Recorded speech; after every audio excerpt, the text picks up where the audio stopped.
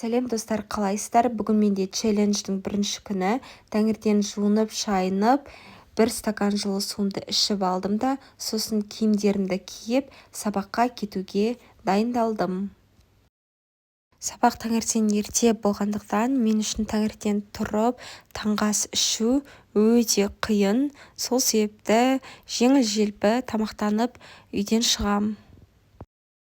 Достар, мен толық видео түсіре алған жоқпын. Бүгін мен бұдан бөлек 10 000 шаг жүрдім және де растяжка жасадым. Себебі көптен бері мен денсаулығыма мән бермей кеттім.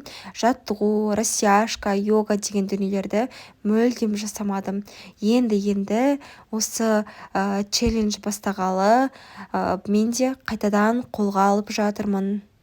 Бізде бүгін инфекция сабағының соңғы күн болғандықтан апай бәрімізге осындай бір штук шоколадтан берді және сабақ біткеннен кейін осылай автобуспен үйге қайттым.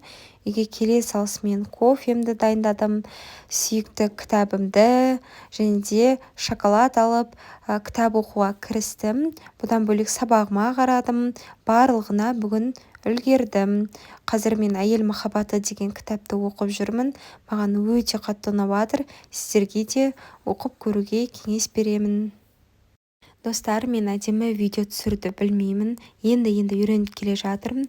Ертең бұдан да толығырақ жақсы видео түсірем деген үміттемін. Барлығын бітіргеннен кейін ертеңге жоспар құрдым. Енді осы жоспар бойынша бірге әрекет етеміз.